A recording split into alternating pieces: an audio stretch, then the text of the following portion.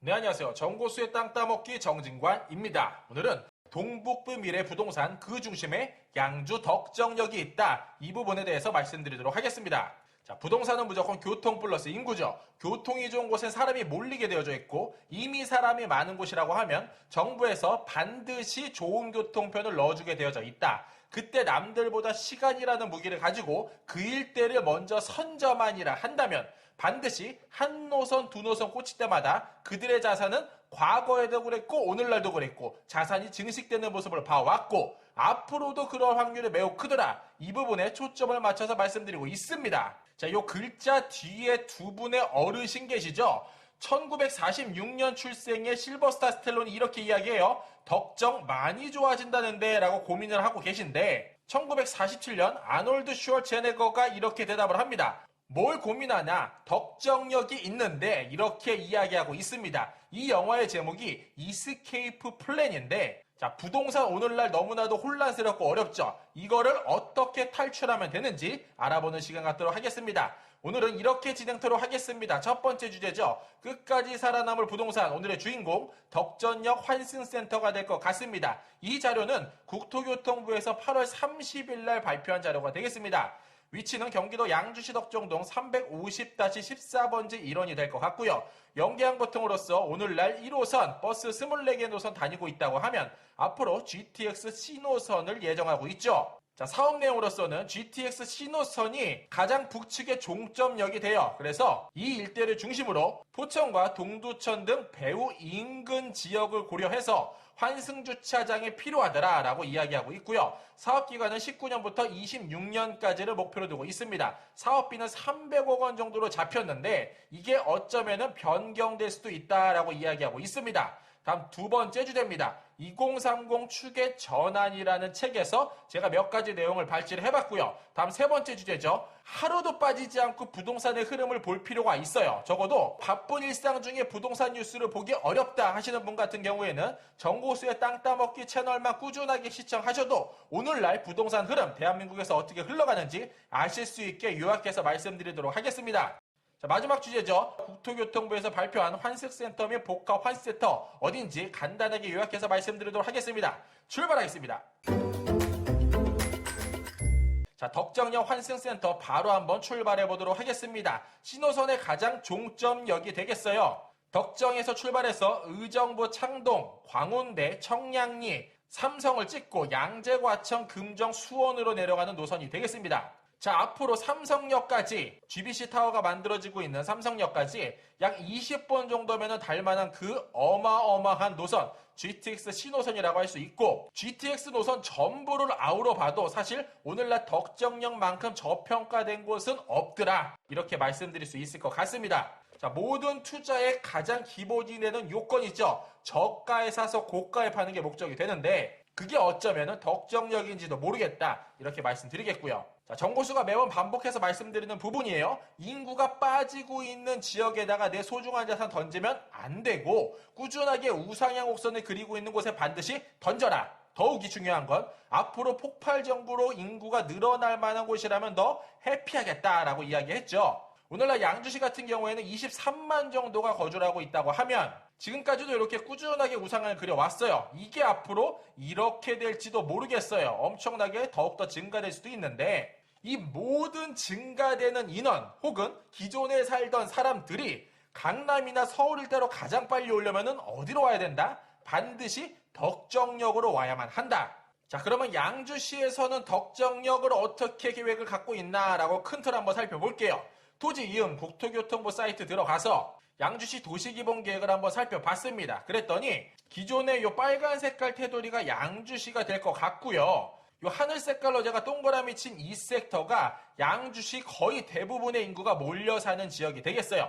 요 초록 색깔은 녹지가 되겠고 요 노란 색깔이 뭉쳐져 있는 이곳이 사람이 가장 많이 몰려 사는 지역이고 그렇다 보니까 여기 철길과 도로가 얽히설키 복잡하게 들어가 있는 부분 확인해 볼 수 있네요. 그 중심에 오늘날 덕정역이 이곳에 자리를 할 예정이더라 라고 말씀드릴 수 있겠는데 여기서 궁금증 하나 무조건 가져야겠죠. 이미 도심이 형성되어 있는 이 한가운데에 넣어줘도 현찮은데 이 도심 중앙이 아닌 가장 북측 가까운 곳에 위치를 한다. 양주시 내에 들어가 있는 노선 중에서 1호선이 오늘날 현존하고 있죠. 그 노선 중에서도 가장 북쪽에 위치한 덕정역을 GTX 환승센터로 잡았다. 왜 그런가 봤더니 이 위쪽에는 연천, 동두천, 포천 등이 자리를 하고 있어요. 그래서 이 모두를 생각하고 아울러 보면은 이 덕정역이 한 중심이 될 수밖에 없다. 거점이 될 수밖에 없다. 이렇게 판단을 했다라는 거죠.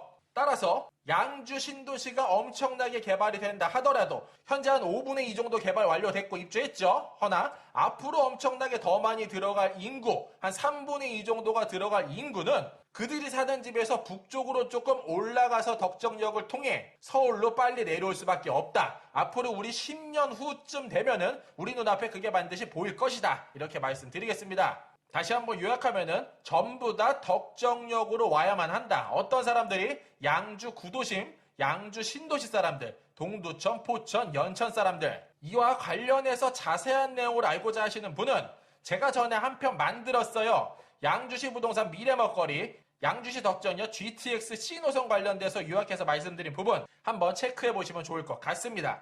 자, 이따만 해도 정보수가 머리가 굉장히 짧았는데 오늘날은 조금 길러봤습니다. 그러면은 위성지도로 한번 커다란 흐름 한번 살펴보도록 하겠습니다.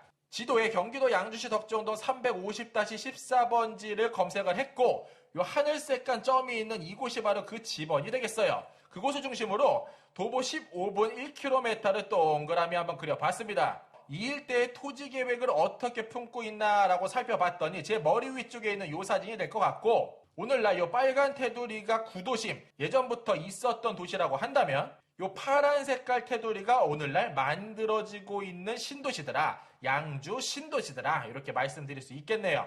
자, 그런데 사실 이 하얀 색깔 테두리에 대한 궁금증을 아니 가질 수 없어요. 왜냐면 역사 좌측편에 신도시가 만들어지는데 생뚱맞게 산처럼 이렇게 가려져 있는 부분을 볼 수가 있습니다. 사실 정고수 2007년도에 이곳에 살았었죠. 자, 구글어스로 보면 이렇게 모양이 보이게 되는데 바로 군부대가 될 것 같습니다. 이렇게 철도길을 타고 와서 좌우측으로 16보급대대 96정비대대가 들어가 있죠. 아마 이 일대에 사시는 분들이나 거주하시는 분들은 충분히 아실 거라고 예상이 되는데 이 일대가 어쩌면 천지개벽을 하게 될지도 모르겠다는 생각이 듭니다. 바로 이 섹터가 될 것 같습니다. 자, 그러면 역사가 들어가는 그 중심에 오늘날 모습 어떻게 그려지나 봤더니 우측 같은 경우에는 일반 상업지 조금 구성이 되어져 있고 학교 있고 그 주변을 오래된 시가지로 구성을 했다면 역사 들어가는 좌측편을 아이러니하게 군부대임에도 불구하고 오늘날 근린상업지역으로 확인이 되고 그 앞쪽으로도 주차장이 뚫릴 것이 예상된다. 다음 지도상에서도 확인이 가능하다. 이렇게 말씀드릴 수 있겠네요.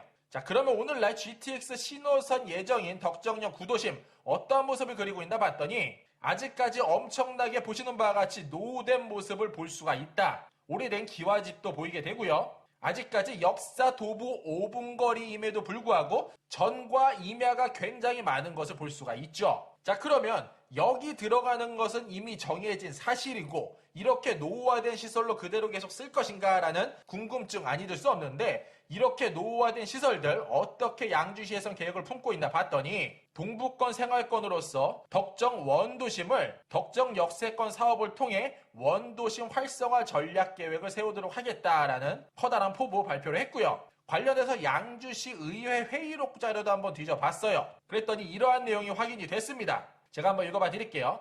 GTX 신호선이 잘 되고 있는데 중요한 부분은 과연 신호선이 들어오면 어떻게 개발할 것인가 그것에 대해서 답변 좀 해주시죠 라고 물었습니다. 그랬더니 도시국장이 이렇게 대답을 합니다.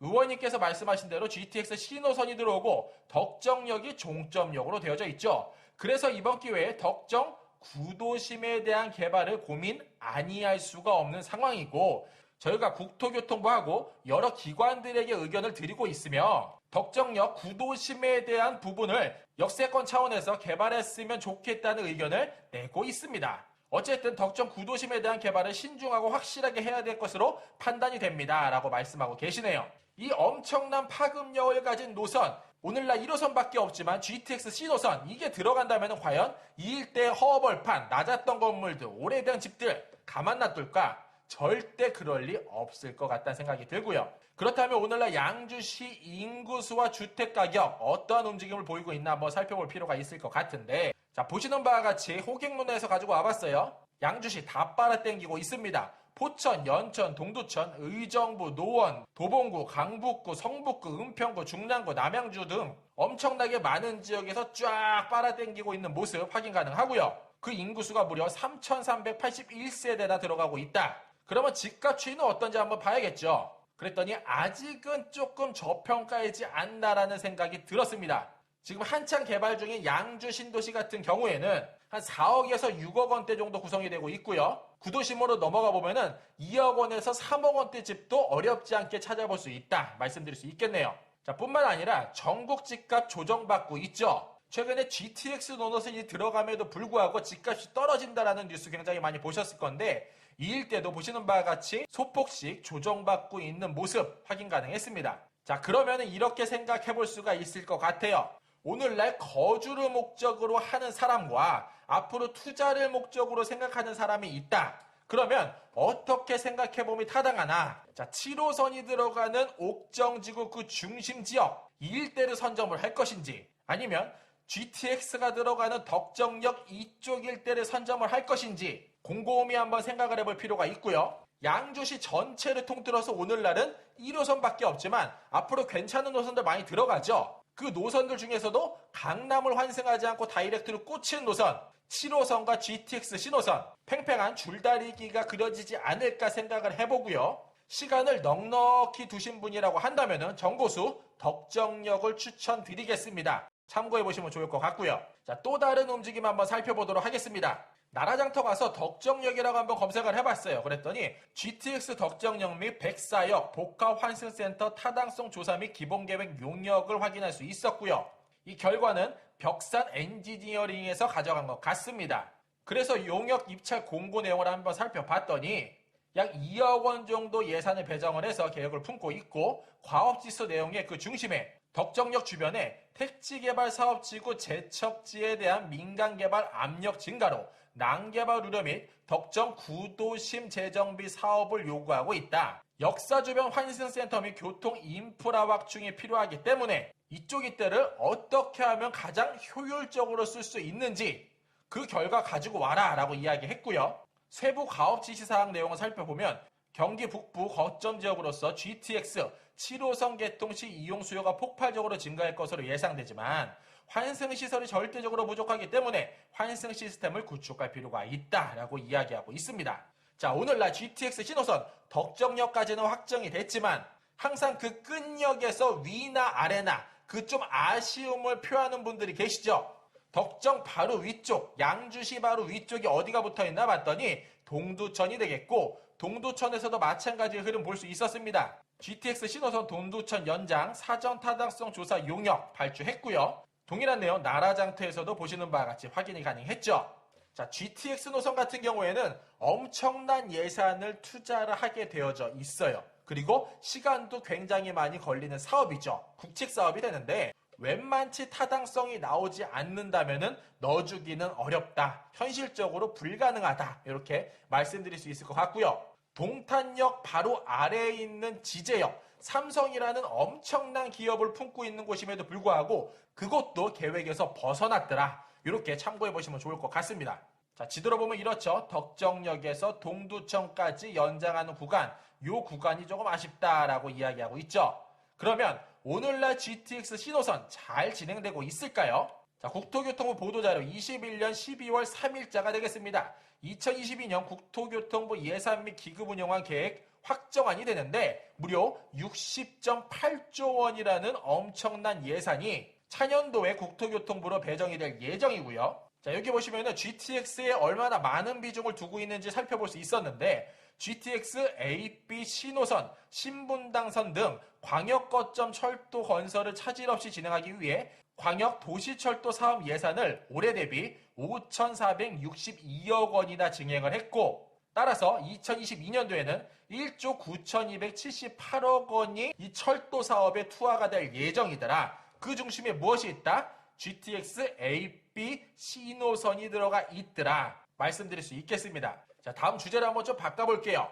2030 축에 전환 새로운 부와 힘이 탄생시킬 거대한 물결이라는 부제를 갖고 있죠. 크게 두 가지 주제를 알아볼 건데 첫 번째, 모든 것이 거래가 된다. 두 번째, 멀리 보기, 다양한 길 모색하기, 천리길도 한 걸음부터 불확실한 상황에서도 낙관적으로 접근하기, 역경을 두려워하지 않기, 흐름 놓치지 않기란 주제의 내용이 되겠습니다. 첫 번째 주제죠. 모든 것이 거래가 된다라는 내용이 되겠는데, 제가 책의 내용을 조금 말씀드리고 정보수 의견 한번 말씀드려 보겠습니다. 자, 블록체인은 모든 것을 토큰, 즉 일종의 증표로 바꿀 수가 있으며 주식, 상품, 채무, 부동산, 예술작품, 출생기록, 합의기록, 학위, 투표기록 등 모두 디지털화한 증명서나 인증서로 만들 수가 있다. 엄청난 기술이 아닐 수가 없는데, 과거로 좀 거슬러 올라가 보면 문자로 된 최초의 기록은 약 5,000년 전에 등장을 했다고 해요. 이후 인쇄술이 탄생을 했으며 최근에 컴퓨터가 등장해 기록 관리와 공유에 관한 모든 일이 뒤바뀌었죠. 오늘날 PC 없이 할 수 있는 일은 없다라고 생각해도 과언이 아니죠. 이제 독특한 분산적, 불변적 특성을 지닌 블록체인 기술이 그보다 혁명적인 변화를 가져올 것으로 예상이 된다.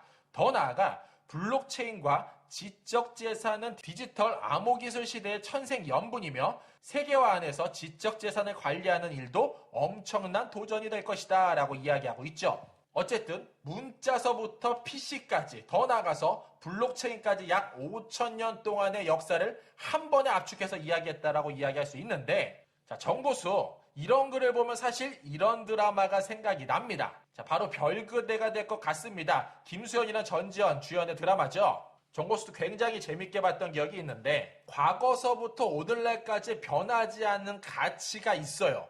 5,000년부터 오늘날까지. 그렇죠. 자, 드라마 대사 내용을 정보수가 한번 가지고 와봤어요. 자, 김수현이 한복을 입고 있습니다. 이러면서 이렇게 이야기했어요. 한양에서 이름을 날리던 집주름이라고 있었다. 여기서 집주름은 오늘날 부동산 중개사가 될 것 같습니다. 김수현이 이렇게 이야기해요. 집주름이 여기다가 뽕나무를 심으면 아주 잘 자랄 것 같다라고 이야기해서 쌀 200가마니 주고 여기 있는 땅을 샀다. 그랬더니 그 자리에 잠실 놀이동산이 오늘날 들어왔고, 자, 또 다른 땅을 한번 찾아가서 추천해주는 땅이죠. 이 땅이 어떻게 나왔나 봤더니 임금님 앞에서 입을 잘못 놀려서 좌천을 당했대요. 그래서 급급매로 나온 땅을 아주 싸게 풍광 좋은데 정자나 하나 만들어 볼까라고 해서 헐값으로 샀다라고 합니다. 바로 이러한 꼬라지를 그리고 있었다고 하죠. 이곳이 오늘날 압구정 현대아파트가 들어와 있다라고 합니다. 70년대, 80년대 사셨던 분이라고 하면은 사실 이렇게 바뀌었던 모습들 모두 다 봐오셨을 거라고 생각이 듭니다. 여기서 덧붙여서 이러한 데서 날립니다. 당시의 강남은 한양에 속하지도 않았다. 당연히 땅값도 한양인 강북에 비할 수 없을 만큼 굉장히 저렴을 했고, 삼성동만 해도 당시에 무동돌이, 저자돌이, 홀이라고 이렇게 세 개 마을로 나눠져 있었는데, 그곳에 살던 사람이 다 합쳐도 200명 정도밖에 안 됐던 오늘날 그 시대의 사람들이 와서 보면은 엄청나게 놀랄 거다라고 이야기를 하죠. 바로 정보수 머리 위에 있는 요 사진이 될 것 같습니다. 앞으로 삼성동이 천지개벽할 그림이 될 것 같죠. 따라서 요약을 해보면 시간이 아무리 지나고 기술이 발달한다 하더라도 변치 않는 가치가 한 가지다. 바로 토지일 것이다 라고 말씀드릴 수 있고요. 토지의 정의가 이렇게 흘러가요. 경지나 주거지 따위의 사람의 생활과 활동에 이용하는 땅이라고 정의를 하고, 사람에 의한 이용이나 소유의 대상에서 받아들여지는 경우에는 땅, 못이나 늪, 하천 따위를 포함해서 이르기도 하며 소유권은 지상과 지하에까지 미친다라고 이야기하고 있습니다. 그래서 여기 보면은 전답, 과수원, 목장용지, 임야, 광천지, 염전, 대지, 공장용지, 학교용지, 주차장, 주유소, 창고, 도로, 철도, 제방, 하천, 국어, 유지, 양어장, 수도용지, 공원, 채용용지, 유원지, 종교용지, 사적지, 묘지, 잡종지 등 같은 땅이더라도 그 쓰임새나 용도는 천차만별일 것이고, 여기서 정보수가 말씀드리고 싶은 그 핵심 내용은 이 묘지라는 지역 일원에 철도가 들어간다면 이 묘지 가만둘 것인가, 혹은 양어장 앞에 철도가 들어간다면 그 양어장 가만둘 것인가, 이렇게 한번 생각을 해볼 필요가 있다. 가만히 있어도 그 일대를 먼저 선점을 한다면 나의 자산은 증식될 수밖에 없다. 이렇게 다시 한번 말씀드릴 수 있을 것 같고요. 자, 두 번째 주제입니다. 멀리 보기, 다양한 길 모색하기, 천리길도 한 걸음부터 불확실한 상황에도 낙관적으로 접근하기, 역경을 두려워하지 않기, 흐름 놓치지 않기란 내용이 되겠는데, 자, 첫 번째입니다. 자동화 암호화폐의 영향력은 감당할 수 없을 정도로 커 보인다. 그렇지만 우리는 기술이 낳은 혼란의 실체를 받아들여야만 하고 혁신을 이끌어낼 누구도 뒤처지지 않을 수 있도록 해야 될 것이다. 두 번째입니다. 2030년을 맞이하려면 수많은 새로운 발상의 마음을 열어야 된다. 새로운 기술이 끊임없이 등장하는 시대에는 직업과 퇴직 혹은 장래 문화에 대한 새로운 관점들을 언제든지 받아들일 필요가 있다. 세 번째입니다. 2030년이 다가오지만 무조건 버틴다고 하는 생각은 하루빨리 버려라. 거대한 변화에는 완고한 고집이 아니라 점진적인 수정과 적응이 필요하다. 즉, 꼰대가 되면 안 된다는 뜻이죠. 네 번째입니다. 비관론자는 모든 기회에서 어려움을 찾아내고 낙관론자는 모든 어려움에서 기회를 찾아낸다. 예컨대 기후변화를 다루기 어려운 문제 같지만 모든 문제에 그만큼 기회가 존재한다. 오늘날 부동산 이야기 같아요. 다음 다섯 번째 주제입니다. 모든 선택지의 여지를 열어두고 새로운 기회에 집중하며 부족한 상황을 두려워하지 않고 흐름을 놓치지 않기 위해서 수평적으로 연결하기를 추구해라 라고 이야기하죠. 자, 정보수 이렇게 이야기하고 싶네요. 2030 부동산, 지금 정보수가 시리즈로 계속 만들고 있는 이거죠. 환승센터 및 복합 환승센터 위주로 부동산 흐름 반드시 재편될 수밖에 없을 것 같고요. 여기서 이야기한 것처럼 흐름 놓치지 않기 위해서 애써야 될 것 같고, 오늘날 부동산 문제 굉장히 많습니다. 우하양 곡선은 그릴 수밖에 없는 조건으로 그려져 있는데 문제가 있으면 반드시 뭐가 있다? 기회가 있다. 이 점 짚고 넘어가도록 하겠습니다. 자, 그러면 세 번째 주제죠. 오늘날 뉴스 흐름 한번 간단하고 빠르게 한번 넘어가 볼게요. 21년 21자 기사입니다. 고분양가 속에서도 2차 사전청약 10만 명 접수, 3차도 흥행할까라는 주제가 될 것 같은데 바로 3기 신도시를 놓고 이야기하고 있죠. 고양 찬릉, 인천 계양, 부천 대장, 광명 시흥, 남양주 왕숙, 하남 교산 등이 될 것 같은데 이 일대가 최근에 사전 분양을 하고 있죠. 그랬더니 하남 교산과 과천 주암 수요자 몰려 최고 경쟁률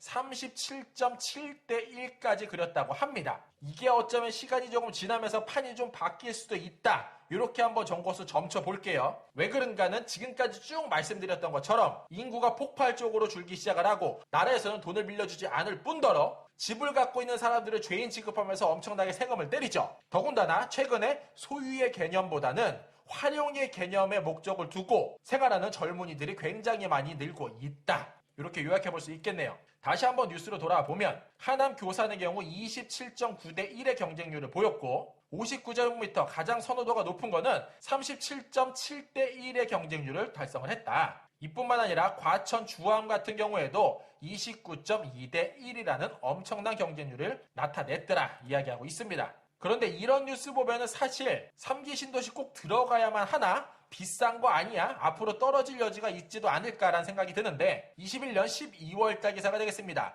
LH가 집장사 세종시 안단태 고분양가의 무주택자 원성이라는 제목이 되겠습니다. 이 안단태 같은 경우에는 LH가 품고 있는 아파트 브랜드죠. 자, 기사 내용 한번 읽어볼게요. 한국토지주택공사 LH가 세종시 6생활권에 짓던 공공아파트 안단태 분양 가격이 민영과 별 차이가 없자 고분양가라며 청약 대기자들의 원성을 사고 있다. 당초에 민영보다 저렴할 걸로 예상을 했지만 실제로 까보니까 그렇지 않았고 무늬만 공공분양이지 일반 아파트, 민영아파트와 별 차이가 없더라. 도시주택 기금이 600억 이상 들어갔음에도 불구하고 민영과 비슷한 가격으로 만들 거면 니들 왜 하냐? LH 폭리를 취하고 있는 것 아니냐라는 지적도 하고 있고요. 오히려 공공분양이 더 비싸다라는 의견도 굉장히 많이 나오고 있죠. 그래서 이 기사 한 번도 안 입을 수 없었습니다. 경실련 3기 신도시 분양가 2배 이상 거품, 제2의 대장동을 막아야만 한다라고 이야기했죠. 자, 핵심 내용은 이렇습니다. 3기 신도시 사전 청약 분양가에 최대한 2배 이상 거품이 꼈다라고 이야기하는데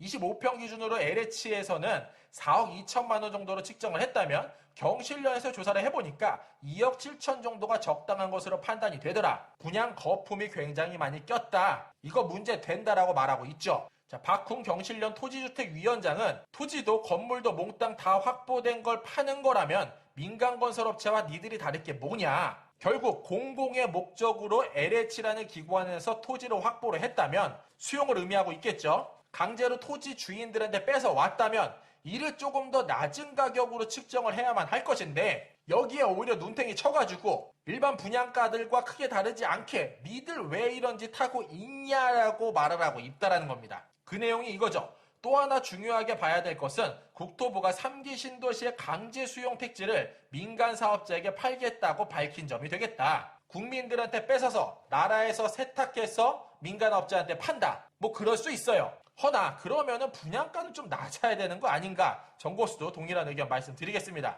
자, LH 그러면 어떠한 일을 하고 있을까요? 2009년 10월 1일 날 설립이 됐고요. 예전에 1941년도부터 한번 살펴보면 조선주택영단, 대한주택영단, 대한주택공사 이름이 이렇게 바뀌어왔어요. 이어서 토지금고, 한국토지개발공사, 한국토지공사를 거쳐서 오늘날 한국토지주택공사라는 이름, 랜드앤하우징이라는 이름으로 LH를 품고 있더라. 대한민국 정부가 87.7%의 지분을 갖고 있고 한국산업은행에서 10%, 한국수출입은행에서 2% 정도의 지분을 갖고 있으며 직원 수는 약 10,000명 정도로 구성을 하네요.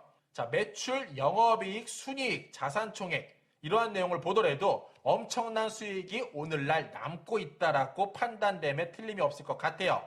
이 돈을 남겨서 정말 국민들이 살만한 저렴한 집을 제공을 한다면 이런 불만 안 나오겠죠. 혹은 정말 괜찮은 주식에 투자를 해서 국민들의 나중에 향후의 먹거리, 연금 걱정 안 하게 해주던지 집 걱정 안 하게 해주던지 이렇게 해준다면 불만이 나올 이유가 없어요. 허나 땅 주인들한테는 억지로 뺏어가고 그 땅 개발을 한다고 하면서 나라에서 엄청난 자산 취득하고 이러한 절차 분명히 바꿔야만 한다. 이렇게 말씀드릴 수 있겠습니다. 바로 이들과 일을 하고 있죠. 대한민국 대표 건설사들이 되겠는데 아무리 파도 끝이 나오지 않는 정말 일반인들은 알 수 없는 대장동과 같은 사건 다시는 일어나서는 안 되겠습니다. 자, 그러면 신도시 개발을 한번 조금 더 깊이 생각을 해볼 필요가 있을 것 같아요. 그래서 알아보니까 신도시 개발의 가장 큰 함정이죠. 토지 수용 절차라는 게 있고 특정한 공익사업을 위해 법률이 정한 절차에 따라 국가나 지방자치단체 또는 공공단체가 강제적으로 토지의 소유권을 취득하는 일, 나라라는 이름으로 뺏어간다. 그러면 여기서 한번 생각을 전환해보도록 하겠습니다. 다시 한번 LH 페이지로 가보면은 설립 목적이 이렇게 나와요. 토지의 취득, 개발, 비축, 공급, 도시개발, 정비 뭐 이런 것들을 한다라고 이야기하는데 여기에서 이 비축이란 단어가 사실 조금 낯섭니다. 뭐 개발도 알겠고 취득도 알겠고 공급도 알겠어요. 그런데 비축이란 단어 사실 군대에서 굉장히 많이 쓰고 있죠. 정의는 이렇습니다. 만약의 경우를 대비해 미리 갖추어 모아두거나 저축한다는 뜻으로 해석이 되고요. 군사작전에서 군량미, 즉 쌀을 비축하는 행위, 탄을 비축하는 행위, 전투식량을 비축하는 행위, 유류를 비축하는 행위, 요 모든 것들이 비축이다. 미래를 위해서 사전에 모아두는 행위, 이렇게 요약해 볼 수 있을 것 같습니다. 제가 재미난 사이트 하나 말씀드려 볼게요. 바로 요 토지은행이 될 것 같아요. 바로 국토교통부와 한국토지주택공사가 운영하고 있죠. 여기서 우리나라 대한민국의 양질의 땅을 비축하고 있다. 자, 모르시는 분 굉장히 많으실 것 같아요. 자, 이들이 어떠한 일을 하고 있나 봤더니 SOC, 산업용지 등 공익목적에 필요한 다양한 용지의 토지를 한 곳에 비축하는 제도다. 적기, 적소, 저가에 공급을 하는 게 목적이 되고요. 개발에 따른 투기 수요를 억제하여 토지 시장의 안정을 기여하는 제도가 될 것입니다. 라고 말을 하죠. 자, 절차는 이렇게 보시는 바와 같이 약 10개의 절차를 거쳐서 비축을 한다라고 이야기합니다. 자, 비축을 할 때는 무엇이 드냐면은 국가 예산이 투하가 되게 되어져 있어요. 유류를 비축을 하더라도 기름을 사와야겠고 전투식량을 비축을 한다 해도 전투식량을 만드는 업체한테 엄청난 돈을 주고 사와야만 하죠. 그러면 토지 비축이란 무엇이냐? 토지를 기존에 가지고 있던 소유자들한테 적당한 값을 주고 미리 사가지고 와요. 토지은행의 목적은 아까 봤듯이 엄청나게 소요가 많이 될 것을 예상되는 그 지역을 사전에 선점을 해서 갖고 있다. 어디가? 나라가. 그 이후에 필요할 때 적기적소에 적당한 가격으로 푼다라는 것으로 해석이 되는데 국가 예산을 투자하기 전에 보시는 바와 같이 10단계 과정을 거쳐서 미리 향후 개발의 곳을 국가 예산을 투자해서 미리 잡아두었다. 주식으로 생각하면 이렇죠. 대한민국 주식의 가장 큰 손이라고 불리우는 바로 연기금 정도가 될 것 같습니다. 따라서 연기금이 움직인다라고 하면 개미 투자자들 우르르 따라가죠. 자, 그럼 연기금 움직일 때 그냥 한 명이 판단하고 움직이냐? 그렇지 않다라는 겁니다. 큰 돈을 움직이기 전에 많은 전문가들이 분석을 하고 결정을 해서 엄청난 예산을 먼저 심어 놓죠. 이를 부동산으로 생각해보면 이렇게 해석을 할 수가 있어요. 국토교통부가 집중적으로 토지를 매입하는 그 지역은 앞으로 천지개벽할 확률이 매우 크지 않을까, 이렇게 생각의 발상을 한번 전환해 볼 수도 있을 것 같고요. 그 매수하는 지역을 남들보다 먼저 할 수만 있다면 그쪽일 때는 천지개벽할 확률이 매우 크겠네, 이렇게 한번 점쳐볼 수도 있을 것 같습니다. 사실 이거를 알 길은 없죠. 왜냐하면 비밀리에 진행이 되고 일반인들을 알기에는 매우 어렵다. LH나 고위직 공무원들, 그래서 그들이 이러한 결정을 하고 예산을 배정하기 때문에 그들 스스로는 굉장히 비리가 많이 노출되어 있는 자리에 놓여져 있었고, 따라서 오늘날 대장동과 같은 일이 벌어졌더라, 이렇게 말씀드릴 수도 있겠습니다. 자, 오늘날 아파트만 문제가 되냐? 토지도 좀 문제가 될 것 같습니다. 아파트여 땅까지 엄청나게 많이 물려주고 있다고 해요. 토지 증여량 역대 최다라고 이야기하는데, 올해 1월부터 9월까지 전국 토지 증여량이 26만 6,915필지로 2006년 이후 가장 많이 나타났다. 2006년 대통령 누구였죠? 노무현 대통령이었죠. 약 2만 필지나 늘어났다고 하네요. 자, 왜 그런가 봤더니 지난 3월 한국토지주택공사 LH 직원 땅 투기 사태로 이번 정부가 내놓은 토지 규제로 인해서 풍선 효과가 불러일으킨 결과다라고 이야기하고 있습니다. 자, 반면에 돈 있는 사람들이 이렇게 움직인다고 하네요. 정부가 주택시장을 고강도로 규제하면서 유동성이 토지로 몰리고 있다라고 평가를 하고 있고요. 교통망 확충, 도시개발 사업 등 여럿이 추진되고 있는 곳은 토지 매수가 증가 추이로 돌아섰더라 라고 이야기하고 있습니다. 자, 마무리하겠습니다. 2030 추계 전환 내용을 요약하면 이렇죠. 시간은 우리를 기다려주지 않으며 출생률을 알면 미래가 보일 것이라고 이야기하고 있고요. 과학기술이 크게 발전되면서 더욱더 강한 부와 증산층이 만들어질 것이고, 이렇게 다변화되는 미래를 위기라는 시점에서 바라볼 때 너무 불안해만 하지 말아라. 멀리 보고 흐름 놓치지 않기 위해서 꾸준히 애쓰면 좋겠다라고 언급을 하고 있죠. 이를 정고수 의견으로, 정고수 시선으로 한번 바라봐서 말씀드려볼게요. 자, 그 어느 때보다 10년 후 대한민국 부동산 예측하기가 어려운 게 오늘날 현실입니다. 그러나 적어도 이곳은 안전하다라고 계속 정고수 떠들고 있죠. 오늘의 주제, 덕정역 환승센터 그 중심에 있을 것 같고요. 형 계획처럼 환승센터로 들어갈지 복합 환승센터로 들어갈지는 잘 모르겠으나 동북부 최고의 거점이 될 것임에는 틀림이 없고, 적어도 반경 1km 정도에 들어가 있는 토지, 아직 저평가임에는 틀림이 없을 것 같다. 자, 현재까지 15번 덕정역까지 살펴봤고, 앞으로 32번까지 열심히 한번 달려가 보도록 하겠습니다. 이상으로 정고수였습니다. 안녕.